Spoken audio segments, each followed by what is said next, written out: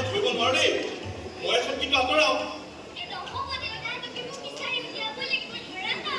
নাই নাই নাই মই কিন্তু এখন খুলিছোঁ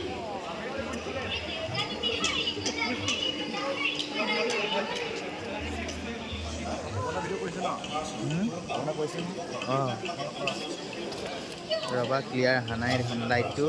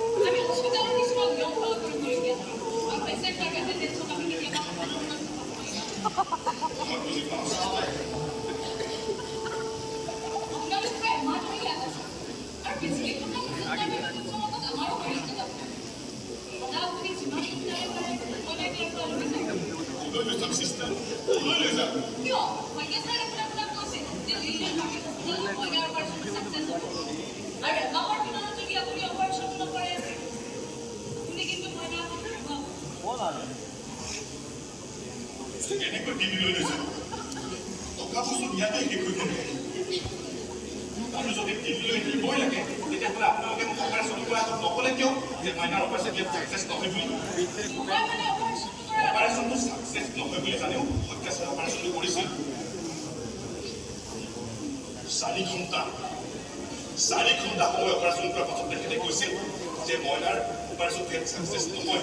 কেৱল টকাৰ বাবে অপাৰেশ্যনটো জানি বুজিও কৰিছিল আপুনি ভুল ভাবিছে কোনো ডাক্তৰে হিচাপত টকাৰ বাবে অপাৰেশ্যন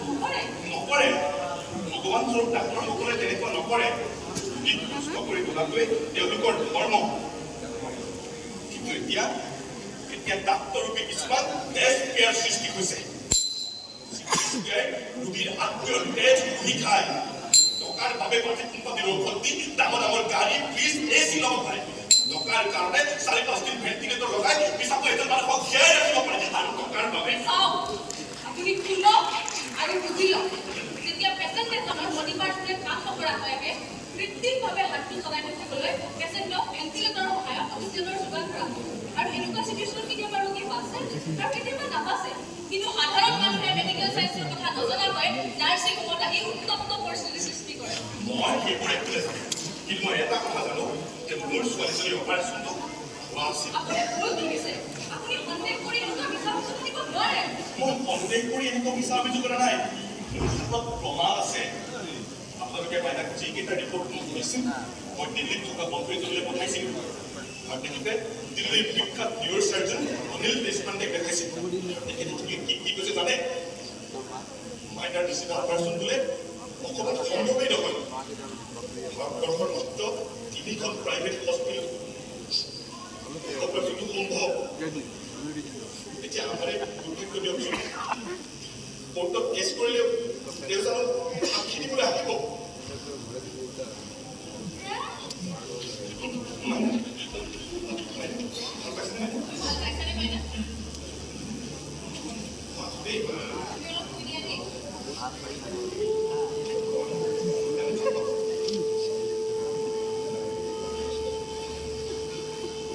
দাদা আপুনি যিমান সোনকালে পাৰে মই তাক দিল্লীলৈ লৈ যাম কেনেকৈ দিল্লীলৈ লৈ যাম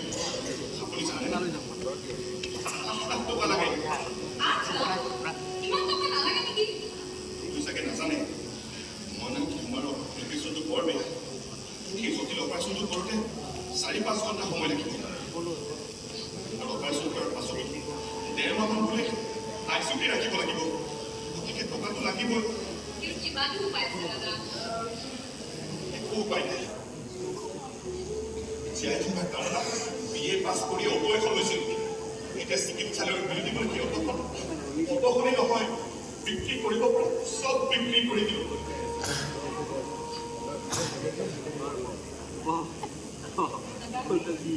মানুহে কয় প্ৰত্যাহ্বানৰ আৰু প্ৰতিটো সমস্যাৰ লগতে এটা সমাধান থাকে মানুহ আমি বিচাৰি ল'ব লাগিব সমাধান বিচাৰি পাইছোঁ চিন্তা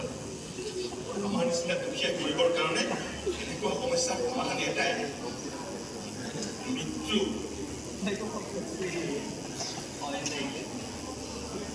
এটাই সন্তান চেষ্টা ভাবিছিলোঁ তেওঁক পানী কৰি তাইক মানুহ কৰিম আমি যেতিয়া পালো তাইক চব দিম ভাল মানুহৰ সংস্কাৰ দিম আমি চিকিৎসা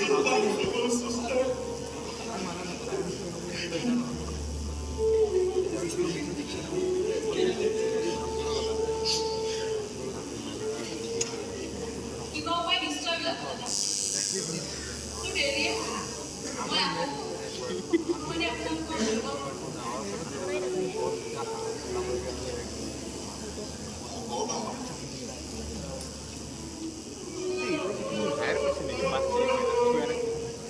এত ছোট হাইট মাস্টার ডিগ্রি স্টুডেন্ট কি বুঝি লিখিত দ্বারা নেওয়া আরে গেলে বয়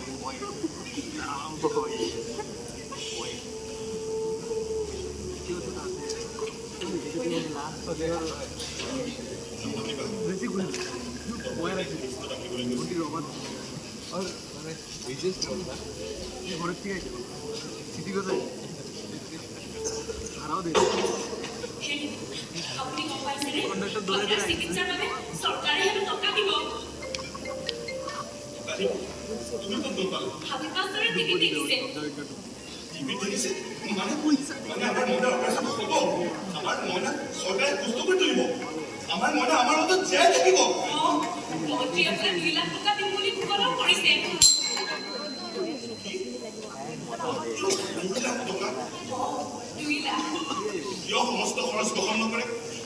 কিন্তু টকা আমি ক'ৰ পৰা যোগাৰ কৰিম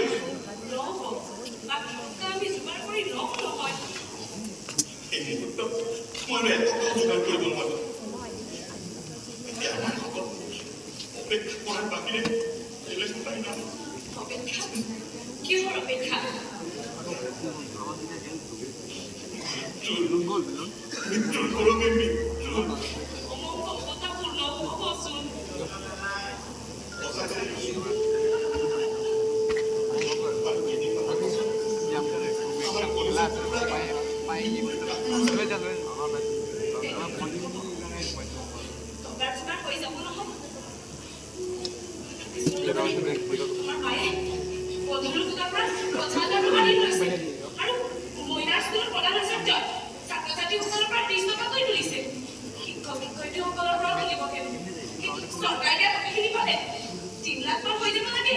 আৰু বাকী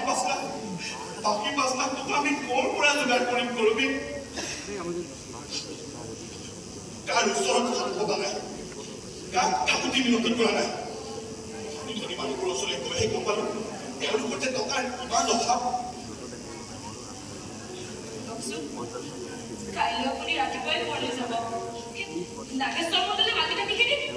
80,000 টকা দিম বুলি কৈছে তেওঁ কৈছে গাঁৱৰ মাটিৰ কোনো দামেই নাই তথাপিও আপুনি গ'লে অলপ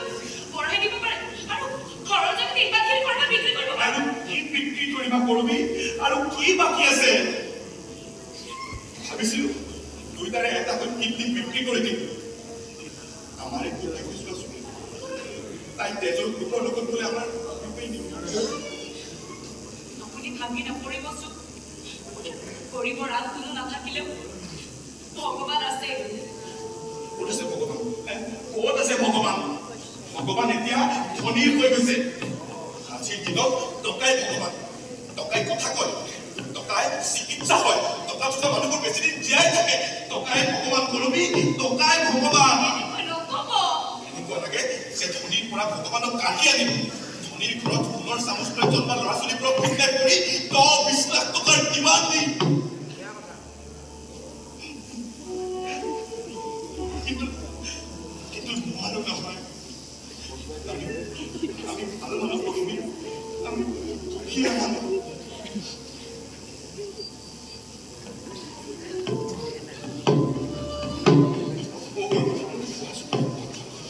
আমি মিলাই থাকাম যোৱা বাজে সন্তানৰ চিকিৎসা খৰচ বহন কৰিব নোৱাৰি মাক দেউতাকে সন্তানক লৈ ঘৰ লুৰিকে জপিয়াই দিছিল আমি নহ'লে থাকি কৰিছিল আপুনি কি মানসিক ধৰিছে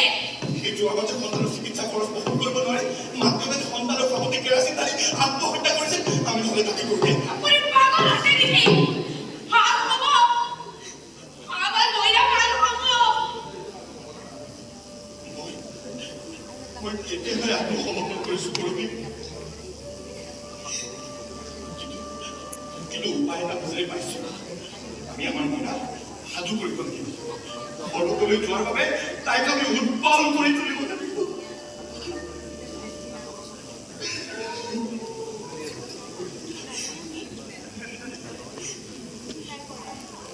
জীয়াই থকা এই ত্ৰিশটা দিন তাই জীৱনৰ শ্ৰেষ্ঠ দিন হিচাপে পৰিগণিত কৰিব লাগিব শ্ৰেষ্ঠ দিন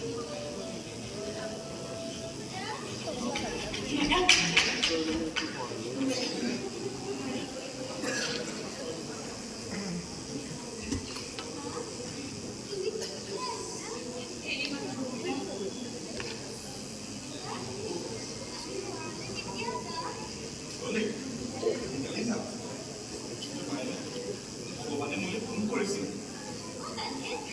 ভগৱানে কৈছে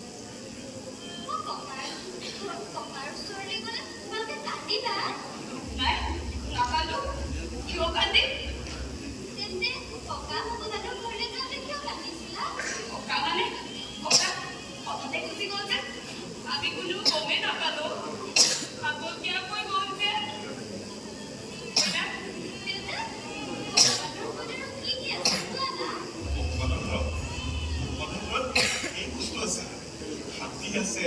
ঘোঁৰা আছে ফুল আছে মুঠতে ধেৰ বস্তু আছে দেই সোনকালে লৈ যাবলৈ কোৱা যাম ভগৱানে কৈছে মামা লাগিব বুলি মইনা কিয় খুৱাই দিয়াইছো অ' মা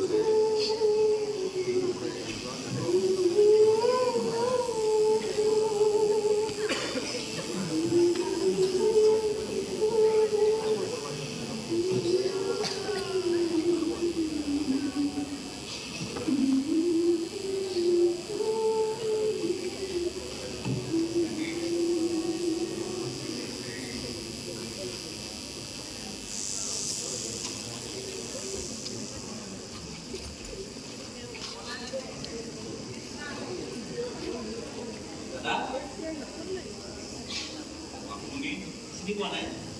মই ডেইলি নিউজৰ সাংবাদিক এতিয়া যে আপোনালোকৰ শিক্ষাৰ্থী লৈছিলোঁ অঁ আচ্ছা পাইছোঁ পাইছোঁ দাদা আপোনাক কোনো চুইচত যে আচলতে মই চিমখন সলাইছোঁ এই আপুনি চিম চেঞ্জ কৰিছে আৰু কালিৰ পৰা আপোনাক ফোন কৰি আছোঁ দাদা আপুনি আকৌ এবাৰ অসমবাসী ৰাইজৰ আকৌ এবাৰ অসমবাসী ৰাইজৰ আগত মই সাজু কৰি সহায় ভিক্ষা সুধিব নোৱাৰোঁ দাদা আচলতে মই আপোনালোকে আমাৰ ব্যক্তিগত কথা টিভি চেনেলত দেখুৱাইছে ময়ো সাজু কৰি অসমবাসী ৰাইজক সহায় ভিক্ষা খুজিছিলোঁ আৰু ৰাইজে আপোনাক ২৭,০০০ মাত্ৰ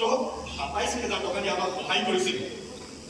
যিখন ৰাজ্যত মন্ত্ৰী আমোলাই ঘৰত কোটি কোটি টকা কলাথত ওলাই সেইখন ৰাজ্যত আমাৰ নিচিনা দুখীয়া গৰীবক সহায় কৰা মানুহ ২৭,০০০ টকাৰ দাদা লওকচোন যিখন ৰাজ্যত পোহনীয়া কুকুৰৰ নামত মানুহে মাহে হাজাৰ হাজাৰ টকা খৰচ কৰে সেইখন ৰাজ্যত আমাৰ নিচিনা দুখীয়া গৰীবৰ সন্তান চিকিৎসাৰ অভাৱত আপুনি ভুল ভাবিছে মই কালিৰ পৰা আপোনাক যোগাযোগ কৰিব বিচাৰিছোঁ যদিও আপোনাৰ চিমখন সলনি কৰাৰ কাৰণে আৰু সেইখন কিয় উলিয়াইছোঁ আপুনি জানে দয়ালু মানুহবোৰৰ ফোন আহে সোধে টিউমাৰৰ অপাৰেশ্যনত ইমানবোৰ টকা লাগেনে সঁচা টিউমাৰ নে কোনোবাই আকৌ কয় হাতত অকণমান দিব লাগিছিল কিন্তু বেংকত লাইন পাতিব লাগিছিল সময়ৰ অভাৱ নালাগে আপোনালোকক ধন্যবাদ এতিয়া আমাৰ বেলেগৰ পৰ্দাৰ প্ৰয়োজন নাই দাদা মানুহ আছে হয় কিন্তু ভাল মানুহ থকাৰ কাৰণে পৃথিৱীত ইমান সুন্দৰ আৰু পৃথিৱীৰ শ্ৰেষ্ঠ দানী মহানন্দৰ জাতিটো যাতে আমি অসমী মই গম পাই গৈছো কোন কিমান দানী কোন কিমান সহানুভূতিশীল দাদা ৫ কোটি কোটি কোটি মানুহ আপোনাক ঘূৰি নাচালেও এই দুখীয়া দৰিদ্ৰ মধ্যবিত্তবিলাক আপোনাক ঘূৰি চাইছে আৰু এতিয়া আপোনাক সাংবাদিক মানে মাইনাক এতিয়া চিকিৎসাৰ বাবে দিল্লীলৈ নিয়াৰ ব্যৱস্থা কৰিব লাগিব আপুনি জানে মাইনাক দিল্লীলৈ নিবলৈ ৮,০০,০০০ টকা লাগে কোনে দিব মোক কিমানবোৰ টকা মানুহে অসমীয়াই সিদিনা আপুনি যে কেমেৰা পেচাদাৰী কৈছিল যে কোটি জনসংখ্যা মাত্ৰ ৮,০০,০০০ মানুহে যদি প্ৰত্যেকে এটকা মাত্ৰ এটকাকৈ যদি সহায় এটা দান কৰে তেতিয়াহ'লে আপুনি আপোনাৰ সাংবাদিক বচাব পাৰে কৈছিলো কিন্তু আজিৰ দিনত মানুহে ফ্ৰীতে একো নিদিয়ে সংকাত মানুহে মন্দিৰত দান দিয়ে অন্ধবিশ্বাসত নদীত পইচা দলিয়ায় কিন্তু আমাৰ নিচিনা দুখীয়া গৰীবৰ সন্তান চিকিৎসাৰ অভাৱত নমৰে আমি এতিয়াৰ পৰা আৰু কৰিম সিদিনা আপুনি আমাৰ চিভিলিটো চাই ঘণ্টাৰ পিছত ঘণ্টা আপোনাৰ নিশ্চয় বচা কৰি আছে আৰু আপোনাক এটকাকৈ সহায় উঠাই দিবলৈ সকলোকে আন্দোলন অসমৰ সৰু বৰ নগৰ চহৰ সকলোতে একোটাকৈ ডনেশ্যন বক্স সোমাই দিয়া হৈছে আৰু য'ত লিখা আছে সহায়ৰ হাত আৰু অপৰাধৰ পৰা ব্ৰহ্মপুত্ৰলৈকে একোটাকৈ ব্ৰহ্মপুত্ৰৰ পৰা সকলোতে একোটাকৈ ডনেশ্যন বক্স সোমাই দিয়া আছে আৰু য'ত লিখা আছে সহায়ৰ হাত আৰু পৰহি সকলোবোৰ টকা কালেকশ্যন কৰিছে যিমানখিনি টকা কালেকশ্যন হৈছে সেইখিনি সকলো আমাৰ একাউণ্টলৈ ট্ৰেন্সফাৰ কৰা হৈছে আৰু যোৱাকালি আপোনাৰ বাবে আহাৰ ক্ষেত্ৰত কিমান টকা জমা আছিলে আপুনি জানে 9,03,420 টকা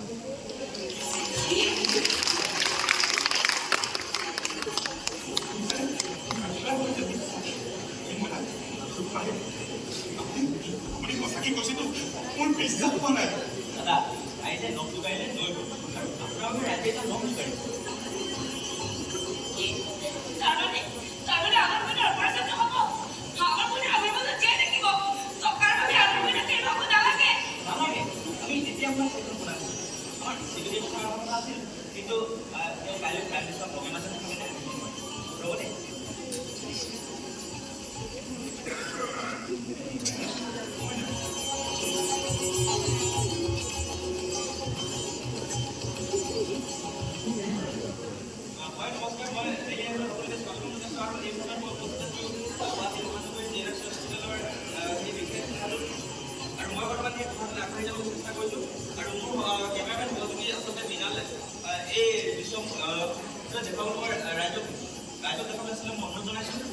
আৰু ইতিমধ্যে দৰ্শকে যে গম পাইছে যে আচলতে এই আনন্দ কলিতা আৰু সুৰভি কলিতাৰ একমাত্ৰ কন্যা মাইনাই আচলতে এক ঘোঁৰাৰী ৰোগত আক্ৰান্ত হৈছে আৰু তেওঁলোকৰ এই দুখৰ সময়ত আচলতে এক সুখৰ বতৰা লৈ আচলতে মই ইয়াত আহি উপস্থিত হৈছোঁ হয় একমাত্ৰ ডেইলি লাইফ আচলতে তেওঁলোকৰ এক সুখৰ বতৰা লৈ আহিছে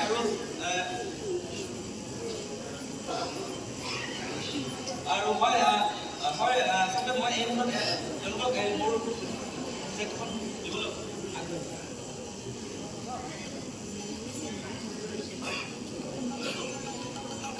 এইখন চেক নহয় এইখন আমাৰ মহিলাৰ প্ৰাণ এইখন চেক নহয় এইখন আমাৰ মহিলাৰ কামিকা এইখন চেক নহয় এইখন ভগৱান তুমি আছা প্ৰভু তুমি মানৱতাৰ মাজত জীয়াই আছা মই আচলতে দেখা পোৱা গৈছে আনন্দ যে আচলতে আনন্দ আত্মধাৰা হৈ চিকনলৈ আত্মধাৰা হৈ গৈছে আৰু তেওঁৰ পৰা আমি আচলতে মনৰ কথা জানিব চেষ্টাটো হয়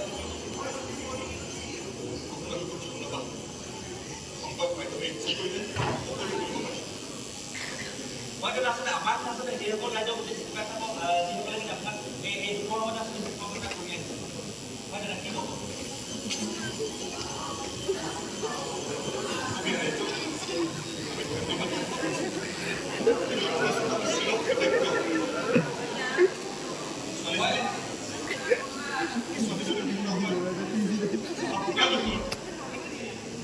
মই আচলতে দেখা পোৱা গৈছে আনন্দ যে আমাৰ কৰিছে আৰু এনেদৰে আচলতে আমি আমাৰ লগতে আচলতে আমাৰ পৰিয়ালৰ বা